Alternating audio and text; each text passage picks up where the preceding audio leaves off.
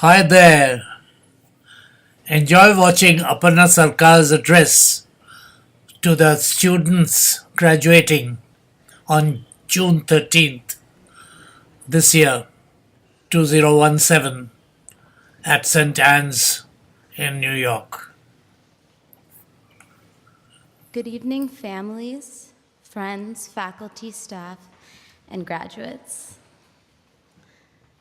My first year at St. Anne's, fresh out of college, 5 of you were in my trigonometry and analysis class. The next year, 11, and 3 of you took my seminar. This past year, I've had the pleasure of exploring calculus with 18 of you. Then there are those of you I know well through other means. We have discussed art, politics, justice, and school. I've seen you debate. You have visited my painting studio.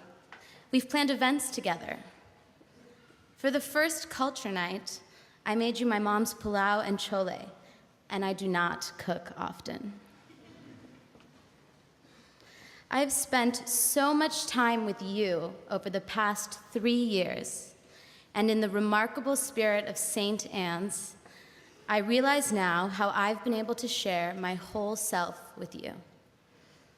So, thank you. It is such an honor to be here. I feel affirmed by you in recognition of a connection we've shared, one that has transcended the material we've covered in classrooms. I am also humbled, thinking of my colleagues in the room, teachers whom I profoundly admire and continue to seek guidance from every day. In reflecting on you, me, and this strange and beautiful school, I have chosen 3 overlapping topics to speak of. What you have taught me, what I hope to have taught you, and a few words about your near future, which happens to be my recent past. Our relationship is special. We are friends, and then you owe me homework. We are collaborators, but I choose the problems we investigate and have the solutions. Sometimes. Your questions throw me for a loop constantly, but you've put up with my mistakes and have always been willing to work through things anew. Most notably, you have trusted and followed me whenever I've wanted to share something with you. Through everything, you have taught me how to be fully myself. Your agency as individuals astounds me. I feel so comfortable at St. Anne's because you have welcomed me and taught me your ways. How to be open, present, and candid. To bring it all to the table, even and perhaps especially when it gets messy. To level with others as people of all ages. These are the values that shape me as an adult, thanks to you. What I hope to have taught you, beyond the specifics of material, is that, given the tools, you can figure it out. No joke. Doesn't matter what it is. I may have sounded facetious all those times I've said, I believe in you, and sent you off with an impossible seeming problem, but I meant it. I don't believe in much, but I do believe that intellectual material is accessible to every single one of you.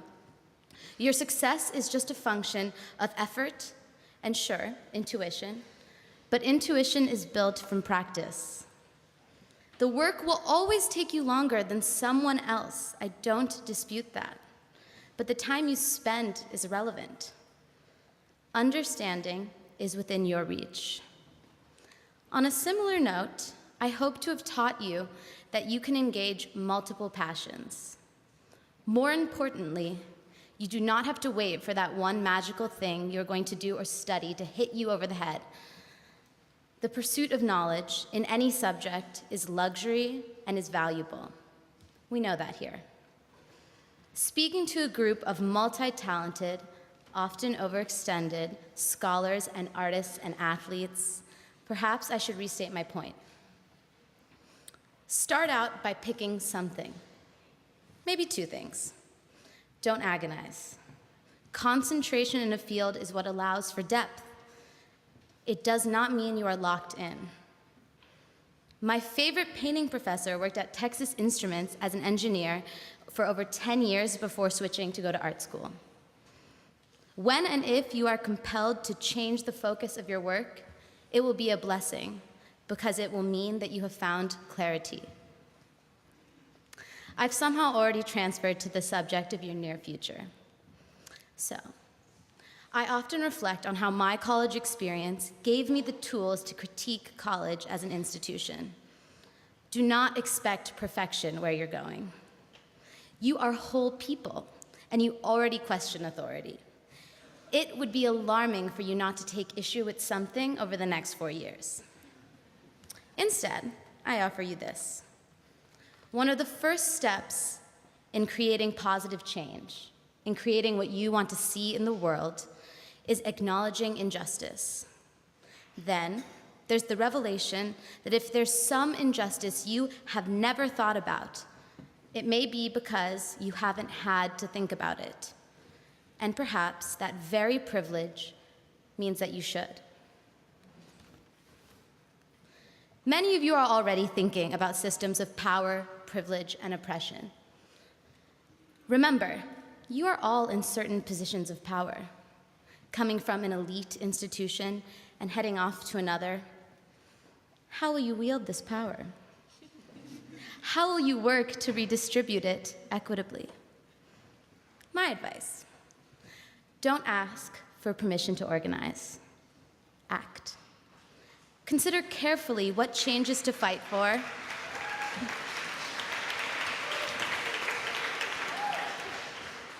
Consider carefully what changes to fight for within an institution and what work needs to be done outside of your immediate, private community.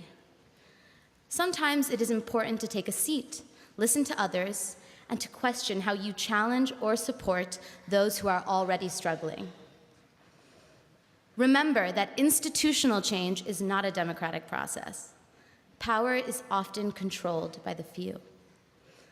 At the same time, you can enact change without institutional recognition.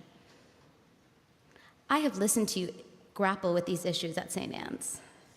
How to organize, how to resolve frustration stemming from both societal and school-specific issues of injustice, how to petition for change, and how to be heard in this space that is your complicated, beloved home, but is not a democracy. I was always excited by the chance to help you, whether as simply a faculty body in the room during discussion or your advocate in conversation with administrators. But I was also happy when you did not ask me or any other teacher for help. I'm speaking to you now about organizing and fighting injustice, and I teach math, and I paint. So I do not have a prescribed notion of how you should spend your time in college or beyond. But the realization comes that the ability to live a rich, independent life is contingent upon others' rights to the same. I hope this speech means that we stay in touch. I hope we find ways to grow as scholars and individuals while actively fighting injustice, institutional, societal, and national. Given the current political situation, I hope you lead the rallying cry for a more just, accountable government.